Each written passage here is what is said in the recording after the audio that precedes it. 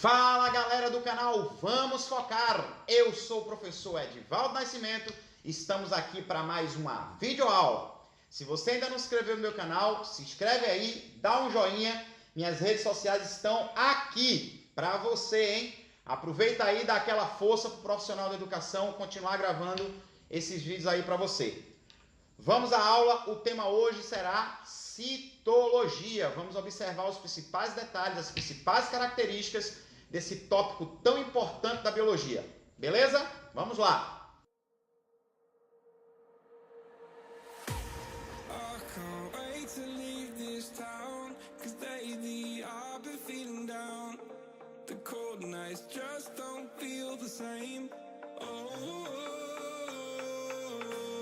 Vamos lá, galera! Então veja, esse tópico, citologia, é um tópico de extrema relevância para todos os vestibulares do Brasil.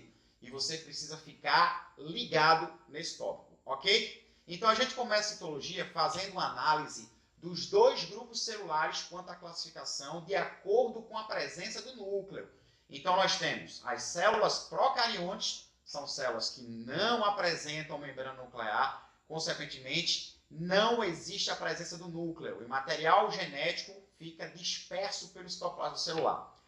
Quem são os seres procariontes? Ora, dos 5 reinos da natureza, reino Monera, Protista, Fungiplanta e o reino Animalia, nós só vamos encontrar o reino Monera como sendo procariontes. Então, representando o reino Monera, nós temos as bactérias e as cianobactérias, ok? Então, a célula procarionte, ela não apresenta membrana nuclear. Então, consequentemente, o material genético da estrutura bacteriana fica disperso pelo citoplasma, ok? Existem ainda algumas estruturas que compõem uma célula procarionte, como, por exemplo, a parede celular bacteriana, a membrana plasmática, o plasmídio, o mesossomo, o citoplasma e o próprio material genético. E você não pode esquecer da única organela presente na célula procarionte, que é o ribossomo.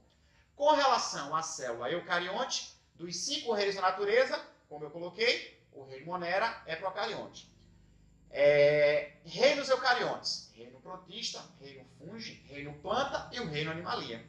Então, dos 5 reinos, os 4 últimos reinos são reinos eucariontes. E aí, compondo uma célula eucarionte, nós vamos encontrar a membrana nuclear, ou a estrutura de revestimento celular, o citoplasma e o núcleo, que é bem definido nessa estrutura celular. Tá? A gente percebe que na célula eucarionte existe a membrana nuclear ou a carioteca, que vai delimitar o núcleo. E o material genético fica guardado aí, em meio intranuclear. Bem, quanto à capacidade de replicação das células eucariontes, nós temos 3 tipos de células. Nós temos as células lábeis, que apresentam uma alta capacidade de replicação, como, por exemplo, as células epiteliais, os espermatozoides, os glóbulos vermelhos, que são as hemácias. Tá? Um segundo tipo celular são as células estáveis. Tá? As células estáveis são aquelas células que só se replicam quando são estimuladas. Por exemplo, as células ósseas e a célula muscular lisa, a célula que compõe o músculo liso. Então, são células que só se replicam quando passam por um estímulo. Por exemplo, qual seria o estímulo de uma estrutura óssea? Então, uma lesão, uma fratura. Né? Então, quando o tecido ósseo passa pelo processo de fratura, ele está sendo estimulado a sofrer o processo de regeneração. Então, essas células são células que nós chamamos de células estáveis. E existe ainda um terceiro grupo celular que nós chamamos de células perenes ou permanentes. Essas células elas não apresentam capacidade de regeneração, como, por exemplo, as células nervosas, tá?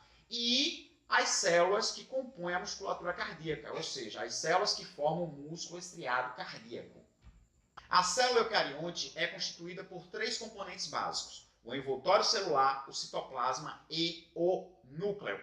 Agora, a gente analisa a célula eucarionte de 2 formas, né? A gente observa a célula eucarionte animal e observa a célula eucarionte vegetal. Quanto à célula eucarionte animal, nós encontramos 2 envoltórios, tá, celulares, que é o glicocálix, que é uma fina membrana onde se encontram os receptores de membrana, e a membrana plasmática, que tem composição lipoproteica, né, formada por fosfolipídios e formada por proteínas intrínsecas e por proteínas extrínsecas, ok? Então, fera, uma observação, ok? A membrana plasmática da célula eucarionte animal, ela possui colesterol. E é esse colesterol que vai garantir uma certa resistência, tá, à estrutura da membrana plasmática da célula eucarionte animal. Agora, a célula eucarionte vegetal, ela também é constituída por dois componentes. O primeiro componente é a parede celular vegetal, que garante a resistência da estrutura da célula vegetal. E o segundo componente é a membrana plasmática. Vale colocar, fique atento, que a membrana plasmática da célula vegetal, ela também tem composição lipoproteica, ou seja, também é formada por fosfolipídios, por proteínas periféricas e proteínas integrais. Porém, a membrana plasmática da célula eucarionte vegetal não possui colesterol. Então, fica ligado nisso, hein? Hashtag não seja um pato morto.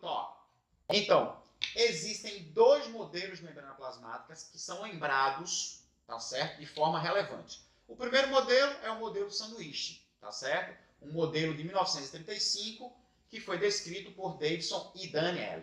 O segundo modelo, que é o modelo atual de membrana, é o modelo do mosaico fluido, tá? Descrito em 1972 por Singer e Nicholson. O modelo mosaico fluido, que é o atual modelo, diz que a membrana plasmática é constituída por uma bicamada de lipídios com proteínas que ficam inseridas, tá? Formando uma estrutura semelhante a um mosaico. Por isso que ficou o modelo do mosaico fluido. Um ponto de super importância que você precisa observar são as especializações de membrana, tá certo? Existem algumas especializações fundamentais, como por exemplo as microvelocidades, que aumentam a absorção, tá? Na superfície. Tá? Nós temos as invaginações de base, que também exercem as mesmas funções, tá? Aumentam a superfície de absorção. Nós temos os desmossomos, que são responsáveis pelo aumento da aderência entre as células. Nós temos as interdigitações, que também aumentam a aderência entre uma célula e outra. E nós temos os plasmodesmos, que estão presentes em células vegetais e favorecem a passagem de fluidos de uma célula para outra. Lembra também dos cílios e flagelos, porque são estruturas que favorecem a movimentação da estrutura celular. Então, você deve levar em consideração também como especialização de membrana.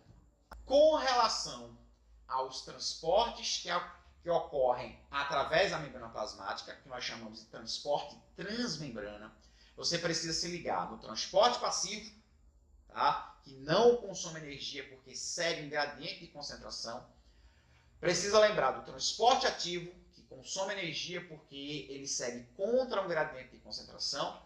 E o transporte em bloco ou em massa, que também consome energia porque segue contra um gradiente de concentração. Na realidade, no transporte em bloco, existe o consumo de parte da estrutura da membrana. Bem, voltando ao transporte passivo, nós temos três tipos de transportes passivos. Nós temos a osmose, que é justamente quando a água passa do meio menos concentrado para o meio mais concentrado.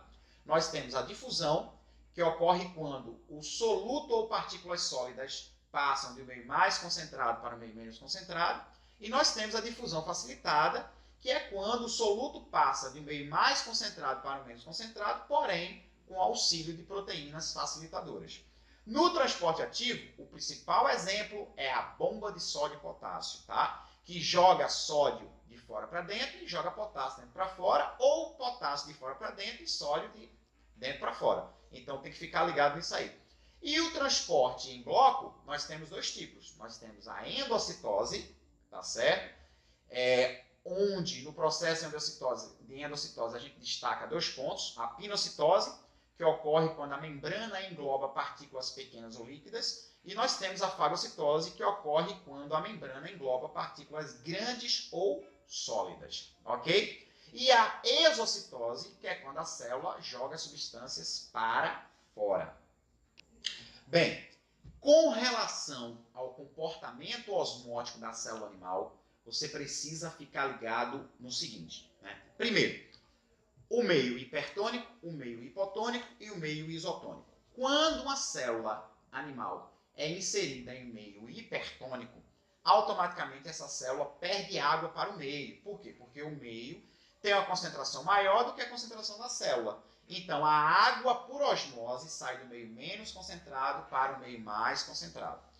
Essa movimentação, ela faz com que a célula perca água para o meio. Então, ela fica murcha, tá certo? Ou crenada. Se essa célula murchar até estourar, ela sofrerá plasmólise. Fica ligado nisso aí. Quando a célula é colocada em meio hipotônico, automaticamente a concentração da célula será maior do que a concentração do meio.